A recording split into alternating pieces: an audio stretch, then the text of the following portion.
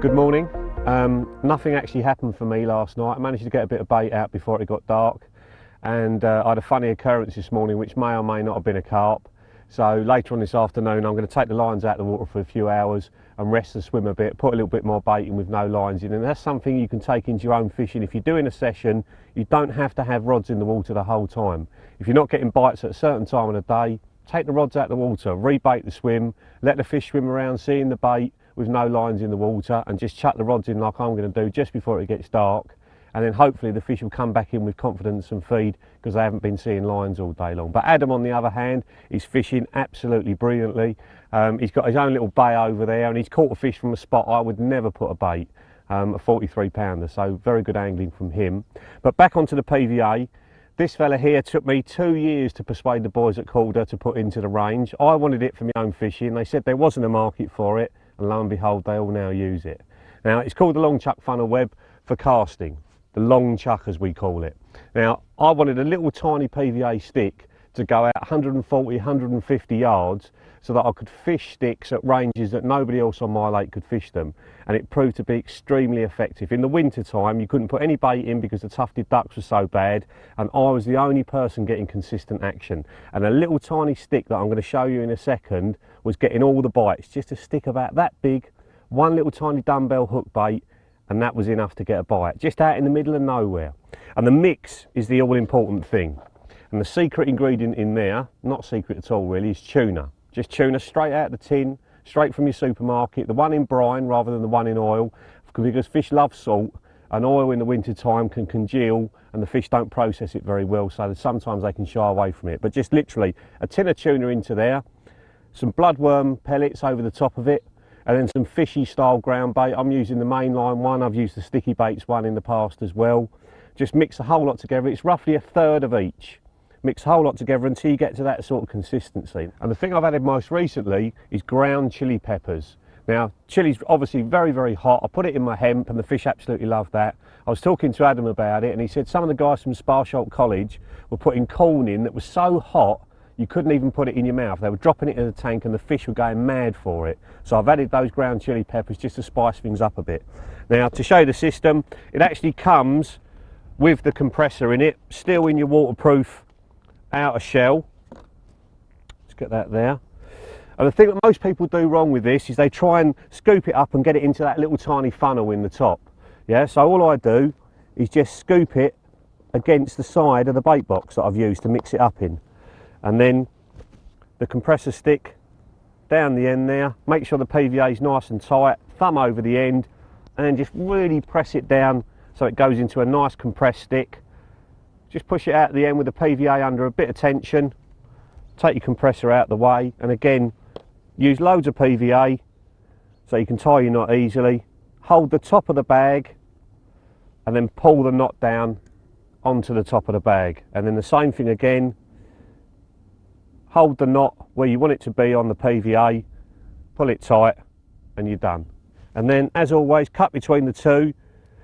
You might notice that the PVA itself is very, very fine. We fined it down recently, so even in the winter time, a stick's going to go in about 30 seconds. And for some reason, this particular PVA melts faster with a stick than it does with a bag of pellets. Normally, it's the other way round.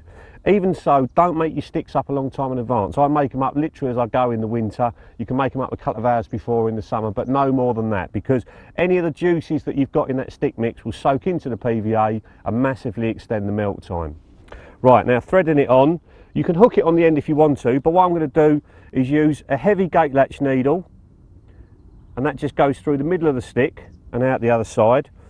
You can use a hook link with a loop on the end. I've crimped on a link loop onto this hybrid hook link, which is my preferred way, into that gate latch there, like that, so nothing will catch. You do break a couple of bits of PVA when you pull this through, but don't worry about that. Just broke a couple on either side of the stick, and then I'm pulling the hook link right the way into the end of the stick like that. So there's no way that hair can tangle, no way the rig can tangle, because you've got an extra bit of weight on there and it tends to hold the rig away from the anti-tangle system, so you don't get any tangles in flight. And then when it goes to the bottom, you've got that lovely little spread of bait around it, just enough to get a bite, and whatever that lands on, there's no way the hook can foul up in anything. So absolutely perfect. And then I would slide on a little bit of silicone onto that hook link, like that. That's part of our range. That's a 3mm silicone sleeve that I've just cut down. And on the end of the lead system, if I can just turn that around, show you, is a quick link. You can use a stick clip or a quick link. And I'm literally just hooking the link loop onto that and then covering it up with a bit of silicone, so there's no way that can get back off. And that is the rig done. And when you see that hanging up, you can see how streamlined everything is. There's just no way that's going to tangle. And that's how to make the stick. There's a couple of other mixes that I'd recommend as well, so let's have a look at those. The next little tip is something you can use whenever you're spodding. So I'm going to get my spod mix out now. And what I'm effectively going to do is make a stick mix. That's my spod mix there, chopped boilie, bit of the party mix from Bait Tech, a few chopped tigers and that sort of thing in there, loads of hemp in with it. Just put that into a bait box, okay, make sure there's no real big bits in it. Now obviously that is too wet to go in a PVA stick, but with the addition of this little fella, the hemp stick mix from Mainline, just a little bit like that, and using my compressor to stir it round, all I'm doing is just drying it out enough to get it in a stick. It's not wet and it's not dry, it's sort of in between, and all my stick mixes are like that. They're just slightly moist, so they'll go in a stick. I reckon that's about right there. They'll go in a stick, they won't melt the PVA for the first couple of minutes. You can whack them out onto the spot, and what you've effectively got there is a little pile of spod mix sitting around your hook bait. So rather than having a pile of pellets like everybody else uses, you've actually got the same stuff that you're spodding sitting right next to the hook bait. And that, with a little bit, like a little fusion chop, or a little bit of chopped tiger, or a bit of maize on the hair, fish with that is going to get you a lot more bites over a spod mix. So that's that one. And the other one is the one that I used to very, very good effect at maize on. That's my nutty stick mix. So we've got a fishy one, a spod mix one, and then a nutty one. I've got crushed up nuts there that I've done in the blender, or I use the old boilie chopper to chop them up. I've got some chopped up, very, very finely chopped boilie. This is the Proactive pineapple. That works really well with the nut mix. It's really, really sweet, and after a couple of days it just gets sweeter and sweeter.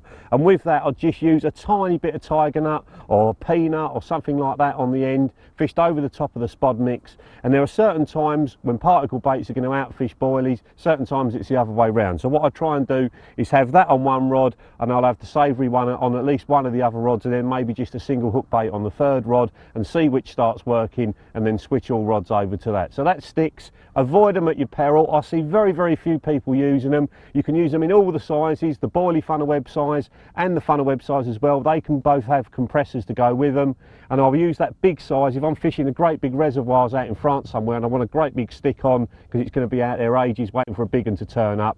That is the way to do it.